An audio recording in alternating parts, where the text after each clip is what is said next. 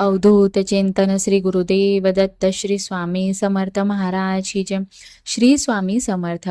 स्वामी महाराज तुमच्या सगळ्या चांगल्या इच्छा पूर्ण करो हीच स्वामींचरणी प्रार्थना करते आणि आजच्या या नवीन व्हिडिओला सुरुवात करते. नमस्कार मंडळी. हिंदू धर्मात श्रावण महिन्याला विशेष महत्त्व आहे.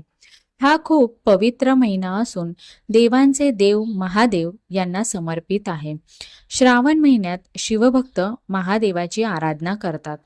मान्यतेनुसार श्रावणात महादेवाची विधिवत पूजा केल्यास भाविकांच्या सर्व मनोकामना पूर्ण होतात. या महिन्यात विधिवत पूजनासह महादेवाला अनेक वस्तू अर्पण केल्या जातात.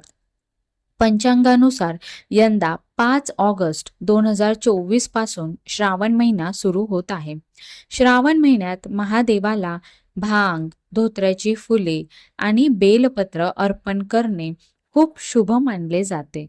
त्यासोबतच श्रावण महिन्यात महादेवाला विड्याचे पान देखील अर्पण केले जाते. श्रावणात महादेवाला विड्याचे पान का अर्पण केले जाते आणि त्याचे काय महत्त्व आहे हे आपण आजच्या व्हिडिओमधून जाणून घेऊया.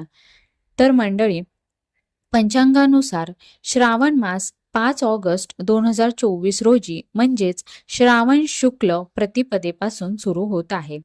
तर 3 सप्टेंबर 2024 रोजी म्हणजेच श्रावण अमावस्या तिथीने श्रावण मास समाप्त होईल.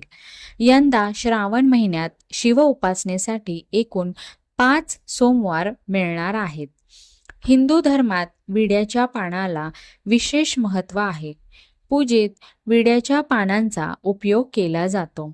शास्त्रानुसार श्रावण महिन्यात महादेवाला विड्याचे पान अर्पण केल्यास भाविकांच्या सर्व मनोकामना पूर्ण होतात.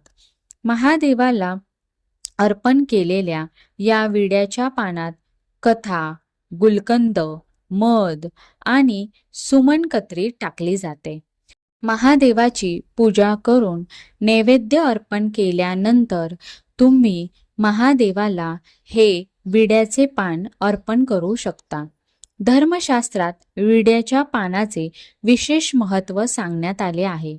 श्रीहरी विष्णू, माता लक्ष्मी आणि गणपतीच्या पूजेमध्ये विड्याच्या पानांचा वापर केला जातो. श्रावणात महादेवाच्या पूजेसाठी देखील विड्याच्या पानांचा वापर केला जातो.